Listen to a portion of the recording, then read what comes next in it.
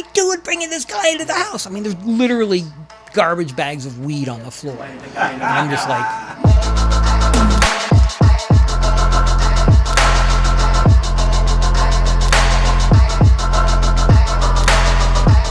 Remember my eyes lighting up when you told me that you were an actor and you worked in the movies? Yes, because normally when I tell people that, nobody's eyes light up.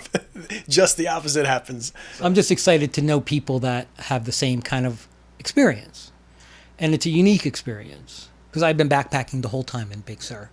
So I got a backpack. I'm ready to do it. And I see this guy walking up the street. It's like, what are you doing? I'm like, I'm looking for someplace to stay. And he's like, you want to stay at my house? I'm like, fuck yeah. So he says, you pay for the cab. So it was probably 20 miles up one of those mountain roads above San Rafael. And so we go inside. There's weed everywhere. Mm-hmm. There are growers. So this young guy, my age, brings me into his sister's and boyfriend's house, and they're growers. And there's weed everywhere. So I sleep on the couch, and nobody knows I'm there, and he goes to sleep. And I wake up the next morning, and I hear yelling. Like, what the fuck are you thinking? What are you doing bringing this guy into the house? I mean, there's literally garbage bags of weed on the floor. And I'm just like, and they kick him out. And they're like, you could stay. They kick him out? They kick her brother out. And they're like, but you can stay. But you're cool. Yeah. You can stay. My brother's a jerk. So I just stayed for a couple days and wandered around San Rafael. For a couple of days at that house? Yeah. It was actually a little town called... Did you smoke the weed there? Of course. Okay. Andy Andersen. Thanks for having me. Andersen with an E. Yes.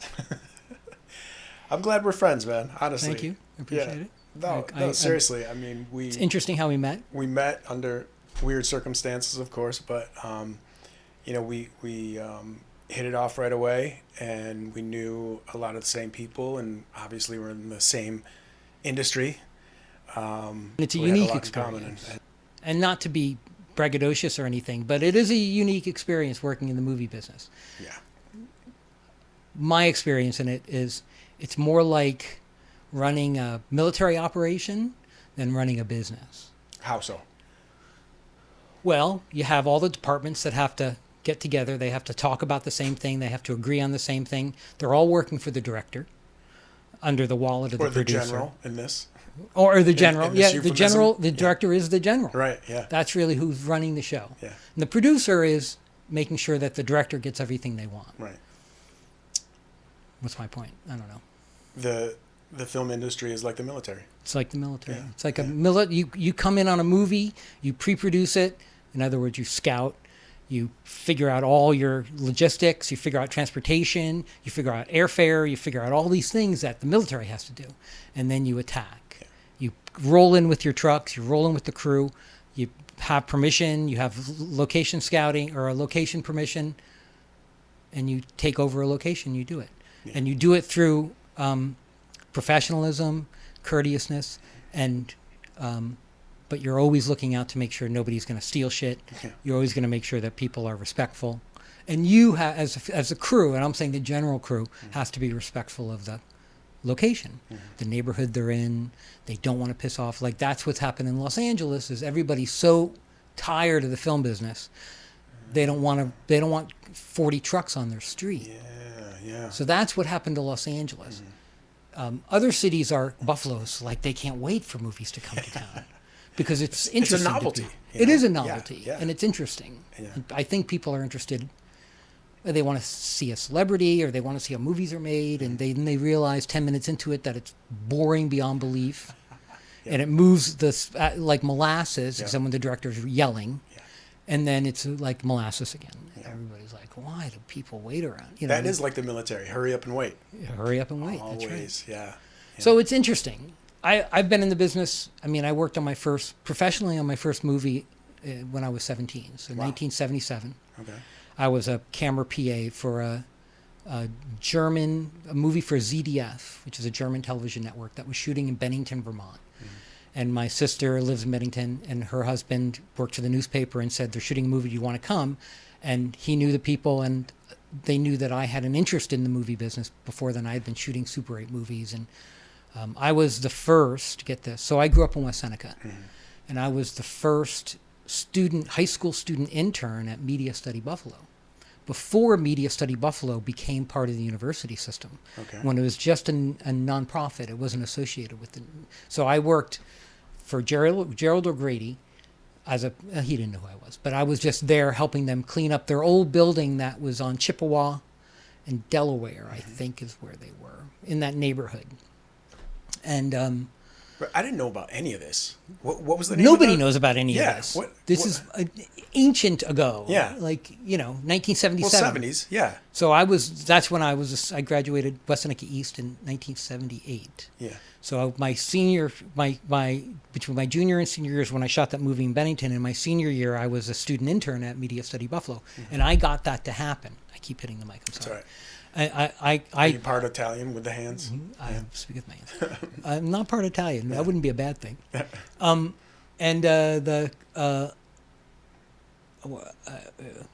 Thanks, weed. No. I was saying, like, I've never heard of Media Studies Buffalo or. Well, anything. Media Study now is part of UB Buffalo. It's in I the know North that Campus. that's like a course, right? It's a huge thing. Yeah. The whole thing is called Media Study Buffalo. Oh. All the film units and the TV units all under Media So Study it Buffalo. was a private, like. It was a nonprofit. Oh, okay. Started in the 70s by some famous guys who were doing experimental films. And Buffalo is always, because it's in the New York State University system, always had very interesting people come from the city to get out of the city and come to Buffalo. So there was an experimental film kind of tribe in Buffalo that was doing, I can't remember the guy's name, but he was the guy that kind of created scratch films where he would scratch the negative with a pen and draw on. Like that was done by a guy who was at Media Study Buffalo. Oh. The original Media Study. So it's very interesting. It's deep. I mean, So that's how you worked on actual film. Like not too many people can say that anymore. And I did shoot actual film. Yeah, Yeah. you mentioned Super 8. I shot Super. I mean, yeah. My parents. So they knew I wanted to. So when I was 12, I went to Universal Studios with my brother in California, and This was before the theme park, right? no, the Universal Studios had a movie ride. So you would get in these trams and you would drive around the back lot of. They didn't have like Walt Disney, like No roller coasters or anything. yeah, and I also worked. Long story. In Orlando, I worked for Universal Studios Florida, and I worked for Century 3, which is a big, huge post house. And I worked on Superboy and Superforce, and everything was super in the name. As a camera operator is what I was doing. And I did a lot of green screen. That's really what I've spent probably 15, 20 years of my career is doing a ton of green screen. Really? Yeah. We started with blue screen. I've even done red screen. I've done a lot, like so much green screen you can't even believe it. It was kind of like a specialty of mine because I knew how to light green screen. Now you don't have to light green screen like you did. I used to have to, it would be perfect. Yeah. The green screen would be perfectly green. And you light the foreground, you light the floor, and it would take us a day to light the green screen. And I'm talking a 60-foot wide green screen. Yeah. Like a stage with a sweep and Huge. everything. Yeah. Did lots of stuff like that. And special effects and stuff on Superboy. People don't understand that you've got to get you can't have any shadow. You can't have any. You can now because now they have software. Like who is it? Blackmagic Design bought the Chroma Key. People that do what's it called? I don't remember, but it was a famous Chroma Keyer. They bought that company, and now that's why in DaVinci Resolve it has incredible keying. I mean, all these do. This Final Cut does. They all have really good keying because all they're doing is going to the pixel, green or blue, whatever, and removing it. Right. So what you end up getting is a spill from the green screen, but that's taken out by software nowadays, and you can reduce the green. Yeah. And it's great. Yeah. It's like a time saver, and now we can on a laptop. We can edit, like I have a laptop I edit DaVinci Resolve on. Right. So technology is our friend. You mentioned green screen, and I have to devolve into a thought in my mind where I took my 2-year-old to Dinosaur Adventure, and you go to the photo section and they have a green screen, and then they take a picture of you and they put dinosaurs in the background. And I always love to you get a still, right? You're getting you a picture. get a still, yeah. And at this particular day, we did do that, and I always like to buy matching outfits for him and I. That's not weird at all. Too damn cute. and so we're matching, and we go and we take our photo, and just so happens that we're wearing green shirts, and so we are just floating heads with dinosaurs coming at us. That's kind of great. Trying to eat our heads. So it was. That's kind of great. Actually, it was disappointing, but funny as hell. So when he saw the picture that had dinosaurs behind it, was he like, "Oh my god"? No, he's more concerned with playing with his trains and blocks, and he doesn't really. He's not. Thank God he's not into screens quite yet. I'm trying to hold off as long as I can. Don't get me going. I can't. I'm trying, We're but I know stuck. that he sees it. We're all stuck, but. And he sees me looking at my phone every now and then, and he'll, be curious and what are you looking at? Swipe left, Daddy. Swipe left. Yeah. Oh, geez, yeah. And I don't know, man. I don't know how long I'm gonna be able to keep him away from the screens. I guess I don't know, because he already likes TV. That's a screen, and. Yeah, but this is different. So you take the bus or you take the train or you sit in traffic and everybody's looking at their phone. Yeah. And it's just... That's the worst. It's an addiction. Waiting for a light, and if the person in front of me waiting for a light and looking down, or behind me looking down, and it's like, don't run into me. Like, don't rear end me, man. It's a... Does happen. California, You're not allowed to talk on your phone. You can only talk with wireless. Same here. It's the same in New York. Yeah. So where were? I went to Universal Studios when I was 12, and was like blown away. That's how movies are made. I had no idea, and I was like, people have jobs doing this. I want to do this. That's so 12 years old, I was like, I come home and I tell how did you get so lucky to go to Universal Studios when you were 12 years old? So, like, your parents must have been pretty amazing.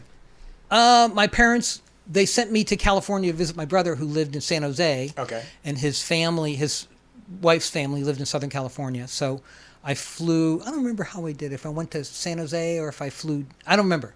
But we stayed at their house and then we went to Universal Studios. And he just took me there as a fun thing to do. Okay. All right. I didn't know. Yeah. I had no idea. Okay.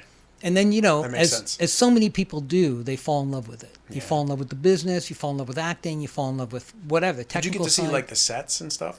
Yeah. It was a tram ride, so you drove around. It didn't, like in Universal Studios Florida, you go inside the stages. Right. And same thing with Walt Disney World, is you go inside the stages, and there's tunnels in the stages, there's all windows, and you drive in the tram, and you can see people shooting in the stage. What they were doing at Universal Studios Florida is we were doing big TV shows, but sometimes we were shooting at night. A lot of stuff was done at night. So they ended up faking television production, and they started hiring crews, not film crews, but crews. And the advantage being that all these people got to work with the equipment and carry C-stands and put up lights and stuff like that. So they hired crews to pretend like they're making movies for the trams going by. Oh, how cool. They do it both in Disney World and at Universal Studios Florida. So they're pretending, but they're also it's a training program. It's a training program. So are they actually making pretend movies, or did they have a product or? At the end, they were not really shooting. Okay, yeah. I mean, they had an AD and they might have had a smoke machine, and they had all those kind of things because they were really training programs. Yeah. Because they wanted to, Florida was going to be a destination for production. This was early 90s is when I moved to Florida.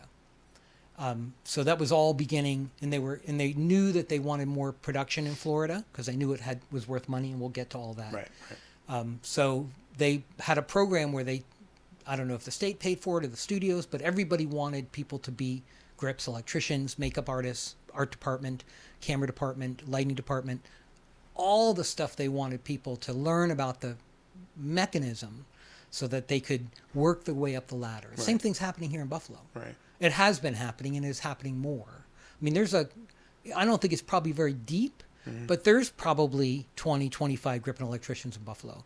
At least. Yeah. There's plenty of guys that do the local production and then are third, fourth, fifth, or sixth on a big show that comes to town. Right. Because they travel with their crew. I know they were spreading themselves thin recently because there was, I don't want to say a rumor going around, but what happened was there were 2 or 3 major productions in Buffalo at once, and they didn't have enough grips and electricians to go around and fulfill all those slots. So I think that New York is not a right to work state.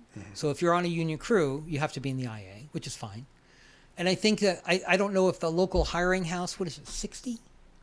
Oh, I don't know. So the local IA house, I think, has a training program for people because they have a lot of theater in town. There's a decent amount of theater. Yeah. And there's a big difference between, I'm sure there's guys that are stagehands and grip electric, but they are completely different worlds. Because I've worked as a stagehand, and I don't ever want to do that ever again. Okay, yeah.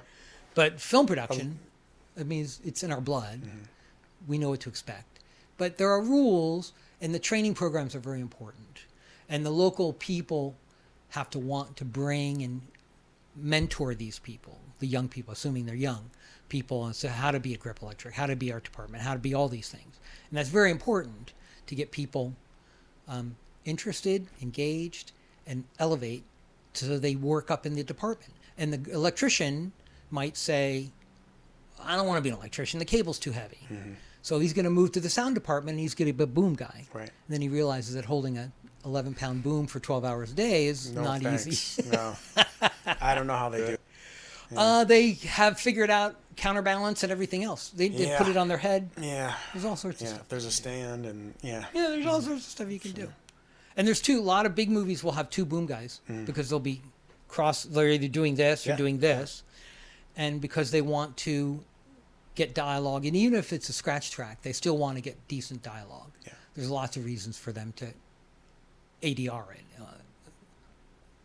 Automated Dialogue Replacement. I think that's what it stands for. I never knew that. ADR. So that's when you're in the microphone, they match the mics and they sit in a studio and they have... No, I've done that. Yeah. And always just called it ADR. Never knew what it stood for. Dialogue Replacement. I don't know what the A is. Yeah. Automatic or... I don't know. Ambiguous? Yeah. I don't know.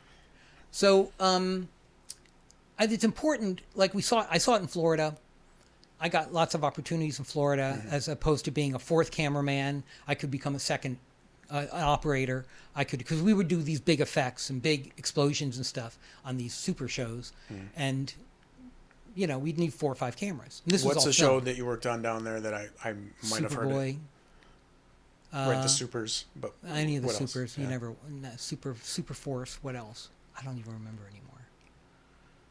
And this was 90s, you said. Yeah, early mid-90s. Yeah. I left Florida around 94. Yeah. I moved up to New Jersey, eventually living in New York. And I got involved in advertising in New York. So let's go back. Lucrative, yeah. Well, it was actually the highest day rate I've ever had was in advertising. Yeah. In the 90s. So that doesn't... it happens now, but they're not... There's more Mad Men back in the 90s than today. At the end of it, yeah. And most of the advertising production is done in California now. Because that's what I discovered is I saw it leave. So in the early 90s, by the time I got in New York in 94, I lucked out, I met people, and I was doing advertising. And pretty big stuff, FedEx spots and, all sorts of stuff. I did commercials for New York Giants. Pretty big stuff. And I ended up seeing the work leave in the period of about a year. So the agencies were starting to close down or opening offices in Los Angeles. And then when that happened, all the work went to California because you had all the special effects house. At that time, you had James Cameron's company, which I don't remember the name of it. You had ILM that was based in Northern California, but it was also in Los Angeles. They had a big commercial division in Los Angeles. A friend of mine was a producer there for years.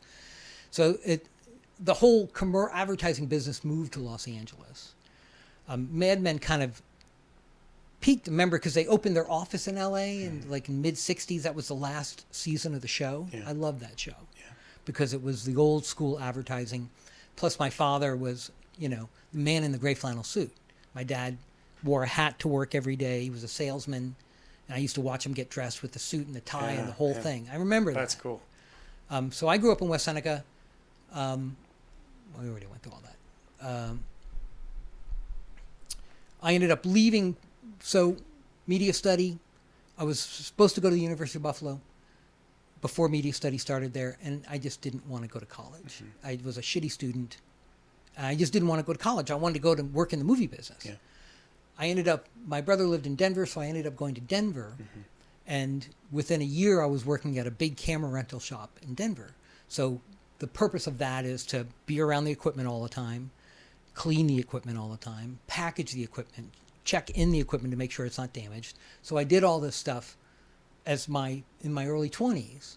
And then through meeting DPs at the camera rental house, I became an assistant cameraman, shooting film. So this is all film. This is still 1979, 1980. Right. So barely is there's not even Betacam. There's U-Matic, which is 3/4 inch cassette, about that big. Yeah. And it was and it wasn't on the camera. It was in a deck that you held, that you carried in addition to the camera. So that changed with a strap. with a strap. Yeah, So that changed yeah. about 84, 85 is when Panasonic and Sony both came up with the camcorder idea, which Panasonic's was a Recam, and Which revolutionized the pornography industry. everything. Yeah. These things have revolutionized mirrorless cameras, Yes. the whole thing. Yes. Not that I would know. No. So I was working in the rental houses. I met lots of people, learned about lighting, and had a couple DPs because there wasn't that deep of a, Denver was not that well developed in a film community. Sure. So I was busy all the time, and I still worked in the rental house. And then I worked at the big, huge lighting house, which is biggest in like 14 states, a place called LSI, Lighting Services. And they're still in business, by the way. Wow. The other camera house I worked at, called Cinema Sales. Is that the closed. company that has those big giant like spotlights, like bat signals spotlights? Ken Segrin, who owns Lighting Services, I'm sure has those things. Yeah. I mean, Kenny's got to be 80 years old now. But this company is still in existence. Yeah, yeah. And I'm working in Denver as a camera assistant and shooting a little bit. I had a Bolex, and I was able to get the camera for free on the weekend. So I would shoot stuff with my friends, and I would just Nice. shoot stuff. And Yeah. we're talking about then it was an Arri BL, and then the Arri SR came along. So these were, modern cameras. In the day, 40 years ago, they were the Arri SR, SR HS, which is high speed, were like the shit. Yeah. They were the camera. Yeah. You also had 35 BL and a movie cam, and eventually had lots of motion picture cameras. So you compared it to like a Red Dragon nowadays? I don't know what I would compare it to nowadays. It's film. It's different. Yeah. It's just not really a comparison. Yeah. Because then everything was like, if you're shooting 35 millimeter film, $1 a foot, $1 a foot, $1 a foot. So a foot of film is Wow. 18 inches. Yeah. A second of film is 18 inches. Yeah. $1 a foot, $1 a foot, $1 a foot, $1 a foot, $1 a foot, $1 a foot. That's just to buy the film. That's not the processing. Yeah. That's not the transfer to videotape, which they had just started doing in the early 80s on the Rank Centel. Right. I know a lot. I could talk to you for hours about this shit. Because I'm a tech head. I love all that stuff. I'm a gear nerd. I love it. Yeah. But So they had lots of 35 millimeter, and they had big. Then it was HMIs, so big HMIs, and the big HMIs, the 12Ks came out in the late 80s. you're still in Denver? I'm still in Denver. Yeah. And in 1982, I moved to Aspen Okay. because I got a job working for the airlines, and I wanted to get out of Denver. Doing what? Throwing bags. Throwing bags. Huh? Working for Aspen Airways. So I went to Aspen. I knew a guy, got me a job at Aspen Airways, and in the summer and sometimes winter, I worked on ski films. I worked for a guy by the name of Freewheeling Films, Rodney Jacobs, who was just a phenomenal ski film maker. Also Marty Stouffer, if you've ever heard of Marty Stouffer. Marty Stouffer's Wild America was on PBS for decades. And Marty did nature films. Rodney Jacobs did fancy ski films. The earliest nature series I remember is Mutual of Omaha's Wild Kingdom. Yep. That's before Marty Stouffer. Was it before him? Okay, so I should have known Marty then. And I also did, and so I met the lady, Dee Dee Brinkman, who was the local location scout, film coordinator. And so big, huge commercials would come into town. I'm talking multi-million-dollar commercials would come in. I was in a Budweiser commercial. Oh, cool. You didn't see me. I was walking away from camera carrying a chainsaw with the Clydesdales walking by. You know? Cool. No joke. Yeah. Seriously. What year was this? This would have been probably 83. Okay. And I mean, I was just a production assistant. Yeah. Now, all that time in Aspen, I worked as a production assistant. When I worked for Rodney Jacobs or Marty or any, I was shooting. I also did community access TV. The oldest community access station in the country was in Aspen, Colorado. Okay. The oldest one was through the University of Texas at Austin. That was the first one. But the first non-affiliated to a school public access was Grassroots TV in Aspen, Colorado. Yeah. So I worked at Grassroots, volunteered at Grassroots. I don't know if I ever got paid at Grassroots, but I volunteered at Grassroots. For public access, probably not. Probably right? not. There was a guy that ran the station. That's where I learned how to edit. I started in public access as well, but Buffalo public access. It's great. Yeah. It's a great opportunity. You cut your teeth. You know, you learn about everything and anything. Before this camera and that camera and that phone came. Yeah. That was when you couldn't. I mean, the camera cost $5,000. You couldn't. That's why it was called public access. So you could come in, learn the equipment, and make your own show. I thought it was because the public can access the shows that they're watching. The audience. So the whole that makes more sense now. Yeah. So public access. Yeah. The whole purpose of that is that the cable television industry, in order to basically wire the country, they made a rule with the FCC, maybe, that said they had to build public access TV stations and provide public access locally in the community. That's how that happened. No kidding. Seriously. Honestly. Yeah. So they forced, and in fact, Buffalo had one of the first wired cable systems in the country. Really? Yes. It was called... Did that have to do anything with the Pan American, the City of Light that they electrified? Going back 100 years? What are you talking about? Yeah, basically. No, I don't know how it started, but I'm sure you can find a Wikipedia page. Sure. But they'll talk about it. And the guy that ended up... That's why we need a producer to look it up right now. A producer, because I'm all over the place. But the guy that started that cable company in Western New York, I don't remember exactly, but our house was wired in 1970. With cable. Yeah.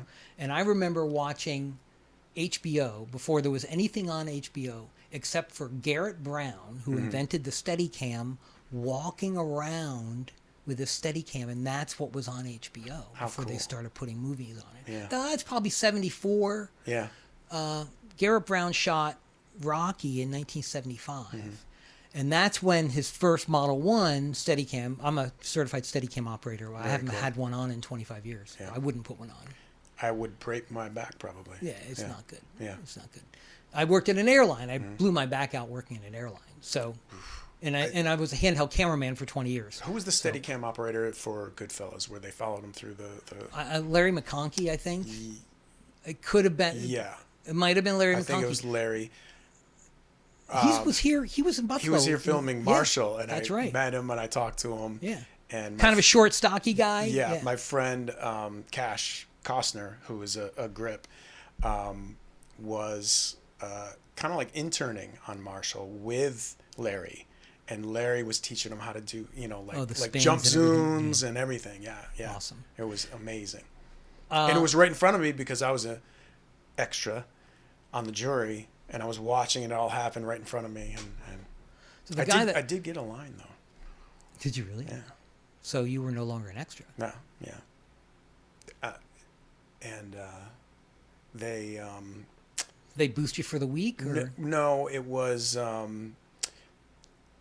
they got us on a technicality because it was the entire jury said the line all at once, so it was a chorus Let's just say right now that we're happy the Writers Guild is striking. We're happy that SAG is striking. Yep. We're happy about that. There's a guy I was walking over here. I saw his window. He had a IATSE saying, "We support WGA." I'm like, right on. Okay. Right on the street as I was walking over here. Yeah. So that's just a sidebar. So where were we? Steadicam. Steadicam. So there's another place in Denver called, I don't remember the name of it. It was another camera shop. And that's where a guy by the name of Mark O'Kane. Mark O'Kane is a famous Steadicam guy. He doesn't do it anymore. He's probably 10, 12 years older than me. But he was fantastic. And I learned on Mark O'Kane's Model 1. Cool. He taught me. That's how I got certified. So it was really cool. And That is cool. I mean, he wasn't a big shot then. He was just a local Denver guy who was really good. Right. And he ended up going out. And his brother's I don't know if brother's a Steadicam, but his brother was a lighting guy and everything else. So, just reel me in. Denver, Steadicam, Aspen. Oh, Aspen. So I was doing a lot of stuff in Aspen. We won't talk about it. And, I mean, the city of snow. Oh, yeah. But I also worked in the restaurant business, and I worked as a dishwasher. I worked in a Michelin star restaurant in Aspen called the nice. Parlor Cart. I worked in another place called Andre's, which is famous, not anymore around, but a famous discotheque in Aspen, which was like all the stories you hear, they all happened in Andre's. Like that Studio 54 stories? It was the Studio 54 of Aspen, is what it was. Okay. And Aspen has always been this weird place. Yeah. So I'm just a suburban kid, middle class, and I'm in Aspen, and I don't know I didn't understand where I was. Yeah. I mean, I had no idea. I mean, I knew there was mountains around, and I got a ski pass, and I learned how to ski. Yeah. Our ski pass was for Aspen Highlands, but I learned how to ski in Aspen. And it was just an interesting... Oh, so Dee Dee, who's really probably opened more doors for me than anybody. Dee Dee. Brinkman. She was the location person for big commercials. So that's how I started working on multi-million-dollar commercials as a production assistant. So I'd be a driver, or I would do craft services, and I would do great craft services because I'd actually mix the lox in with the cream cheese before that was ever done at the store. All that kind of stuff. So people loved me, and for other reasons. And it was a good time. Yeah. So I lived in Aspen. I was in Aspen 4.5 years, moved back to Denver, went back into production, realized Denver wasn't my place. I produced a couple movies in Denver. One was a really interesting documentary film about Outward Bound. Okay. So I went on a 3-week Outward Bound with the cameraman. I did sound because I was producing also, but I did all the sound recording. This is the program with the kids, and you bring them The from... troublemakers go out into the woods and you beat the shit out of them. city And yeah. it was a fantastic Yeah, experience. yeah. So we went high mountain, desert, and river. Wow. We ended up in the Colorado to the Green River. All in one 3 trip? weeks. In 3 weeks. Wow. It was incredible. So Okay. we made a documentary about it. Yeah. And Len Aiken was the cameraman. And we're coming up to the shore on the last day, and he's shooting from the boat of the kids coming down the river in their little dinghies. Yeah. And just splash of water comes up and just goes on the camera on the last day. Fortunately, he had an Aries, which is a little portable little camera, and he had a Bolex. So we finished shooting with that. But, I mean, literally the last, 20 minutes. So did it ruin not only the camera but the footage? It didn't ruin the camera. It didn't Okay. damage the camera. But what ends up happening is when film gets wet, Yeah. it gets sticky. Yeah. So it got stuck in the magazine and got stuck in the sprockets jammed and they ripped. So it was done. Yeah, Nothing yeah. was going to happen. So we just refigured, got out the Bolex, again. got out the Aries, and shot the rest of the Yeah. thing. Can you guys go back up the river? So I did. So that was one. I did another short film with Len. What's Dramatic it called? short film. What was the Outward Bound one called? Oh, I don't know. Dude, Yeah. this is 42 years ago. I want to look it up. No, it's not 42 years ago. It's 35 years ago. I don't Alright. know. Shot all in 16 millimeter. Yeah. I did another film with Len, a dramatic short film, and I don't remember anything about it because it was a difficult experience. And then I produced a feature film, $1 million feature called The Forgotten One. The Forgotten One. So what ended up happening was a friend of mine who's a successful DP right now, and a director who's no longer in the business, and myself produced a short film called Trouble with Bob. And Trouble with Bob was about a guy that moves into this house, and it's haunted. and the ghost falls in love with him and eventually kills him. Oh. So the short film was Trouble with Bob. What's the trouble with Bob? Bob's fucked. This is the trouble with Bob. Yes. And so that's this, and we Big did trouble. this. And we made this short movie, and I showed it to the guys I went to film school with. Yeah. So I went to a short stint in a film school Okay. called Rocky Mountain Film Institute in Denver, and I quit because I knew more than the professor at 20 years old. But the two guys stayed in it, and we made a documentary together called Lingo, which you can find on Lingo. Lingo. You can find that on Lingo. YouTube Okay. that I shot. Okay. That went to Student Lingo. Academy Awards. Write this down. Won the American Film Festival, It won what? I'm sorry? Student Academy Award. It won That's what I American thought you Film said. Festival. Yeah. It won all sorts of stuff. Yeah. And it was really an interesting film. It was about this guy by the name of T.D. Lingo who lived in the Rocky Mountains and had a brain science research laboratory.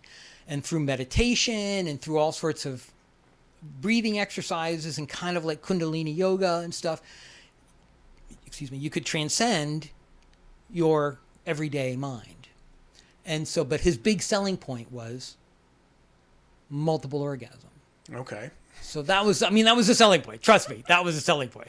Is that it got my attention. you get all the blocks out of your brain, Yeah. and then you're just a fucking machine. Focus. Yeah.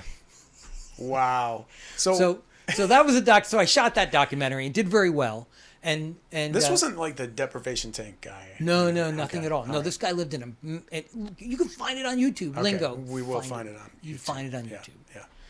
And it was shot in the summer of 1979. That's when I was working at all those rental houses.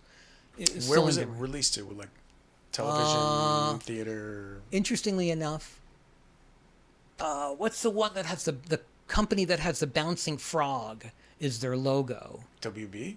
No. It's just go way back Oh. before you were born. No, maybe Not not. really. But what was it called? Because a documentary I've made in Los Angeles was distributed by the same company. Yeah. And because they do educational films mostly, and I just thought it was funny that it was along. Yeah. Doesn't seem like it fit. But because of the content, because it was. So anyway. Yeah. So make this documentary. I'm in Aspen doing commercials. I leave Aspen.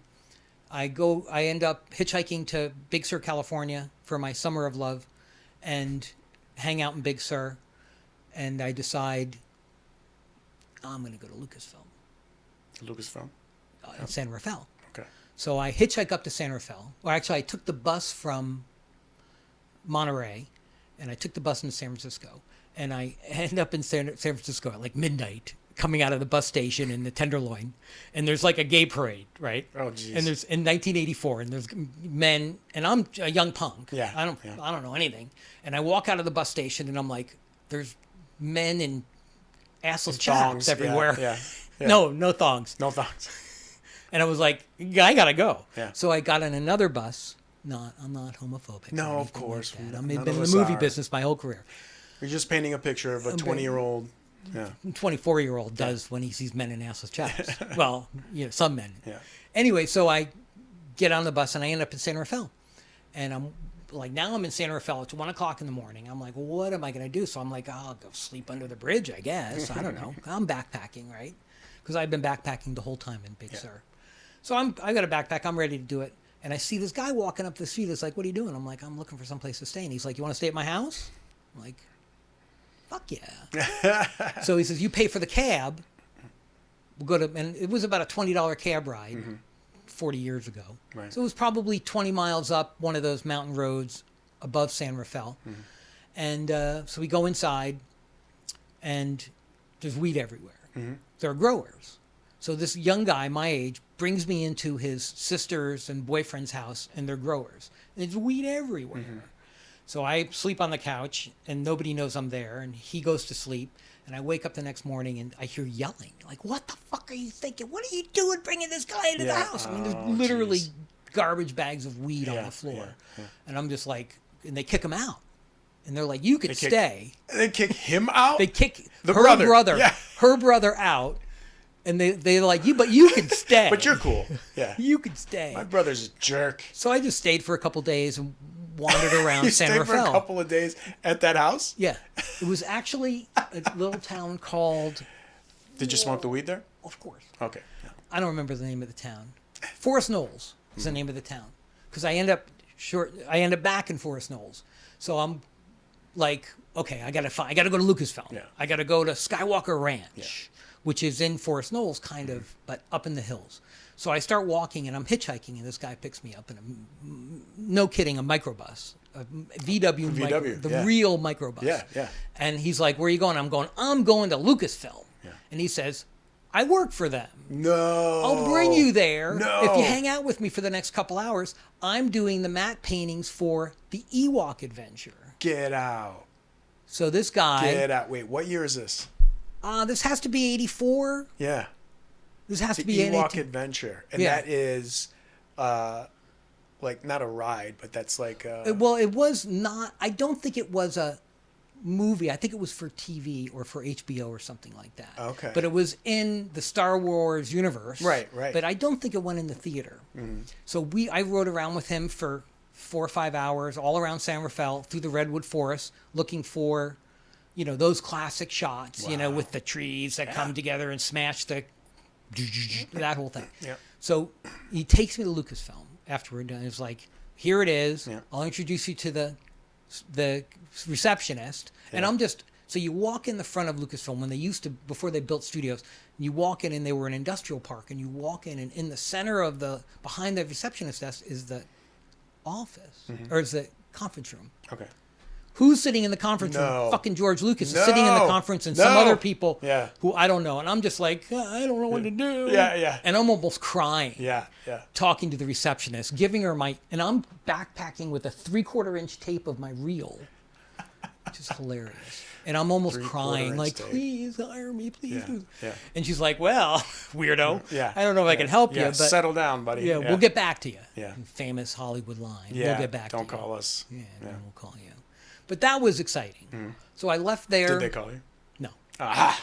Of course not. It was a shitty 3/4 inch reel of a Yeah. 20-year-old. What the fuck did I know? Still, man, that serendipity. Lingo. Watch Lingo. Yeah. It's a crappy transfer. It looks like it's in black and white, but we shot an Electrocom commercial, so it's very vibrant colors. But it was copied on a film chain. It looks awful. But who cares? yeah. But it's quite the movie. Multiple orgasm. That's all I need to say. I'm gonna watch Lingo. You're going to watch Lingo. Yes. I think it's 33 minutes long. If it's on YouTube, It's on YouTube, I guarantee it.